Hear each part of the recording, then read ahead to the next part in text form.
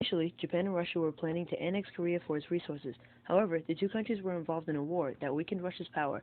China was Korea's protector, but they were also weakened, and Japan seized an opportunity to claim Korea as a colonial entity. Japan's intention to colonize Korea was to increase their agricultural bases and build industries for their self-sustainment and for wars.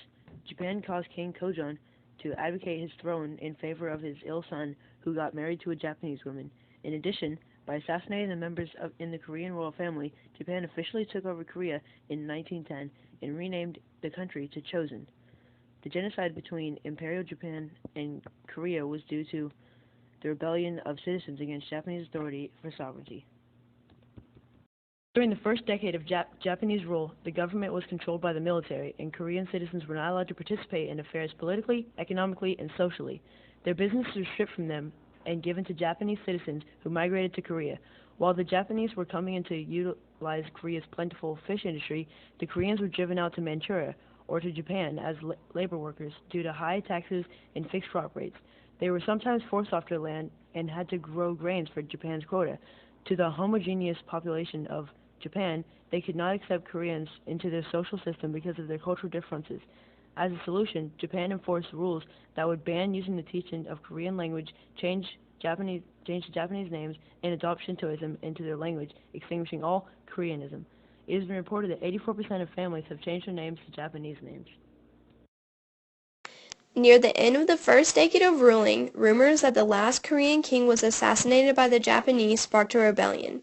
In addition, President Woodrow Wilson and his ideas about world peace through the League of Nations contributed oil to the fire, and the citizens of Korea called for a sovereign nation. These events led to the Independence War, otherwise known as March 1st Movement. On March 1st, 1919, over 2 million gathered at Seoul with small groups of leaders to press for their sovereignty. Unfortunately, the Japanese suppressed tens of thousands of people quite violently by arresting and killing through beatings, tortures, and poor prison conditions. They also destroyed churches, homes, temples, and schools. As an effect of the movement, the government allowed Koreans to participate in some affairs in the 1920s and 30s. However, by 1939, the trend was to diffuse Koreans into Japanese society as the underclass. Then came the period of World War II.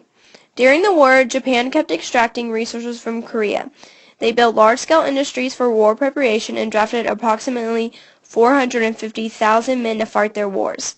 Since Japanese men were in shortage in Japan due to the war, Koreans were recruited to work in Japan's mainland, often in harsh and dangerous conditions. It is estimated that the death toll for Korean forced laborers are between 270,000 to 810,000 people. Not only were men sent, but women were sent to Japanese brothels and become known as comfort women. Today's survivors are over the age of 90, and survivor Oki San-lee tells a story of repeated rape and brutality she faced. Another woman, Yu Gon-soon, who is 19 years old, played a major role in organizing the independence movement, but she was arrested. She had passed away in prison, and her teachers requested the return of her body. Her body was dismantled in 6 pieces without a scalp, nose, or ears, and with all of her fingers and toenails plucked off. This was not the only case of inhumanity. A secret research and development project called Unit 731 tested for biological and chemical warfare and human experiments on more than 10,000 men, women, children, and infants. They performed vivisection, which is a live autopsy without anesthesia that involved amputation or removing of organs of purposely infected people. They also tested effectiveness of weapons and certain germs on humans. Finally, the end of the cruel Japanese authority came to an end in 1945 when Japan was defeated in World War II. Although Japanese rule brought a tragedy to the country of Korea, it allowed them to flourish now because of the jump of innovations in the country. While it is true that Japan took over Korean farmland for their own growth of rice, they also introduced new technology to increase the yield of grains to send back home.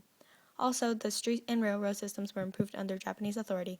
However, important historical documents of Korea were burned and lost under rule. Along with numerous documents, countless lives and artifacts have been lost. After the end of colonial rule of Korea, the country needed to rebuild itself but had no funds. China offered them capital if they aligned to communism, but there was a divide between the people that wanted to accept and deny the offer. As an effect, Korea became divided into communist North Korea and democratic South Korea. Despite the apologies Japan made for the colonial rule of Korea, the two countries are not able to completely reconcile after such a tragic event.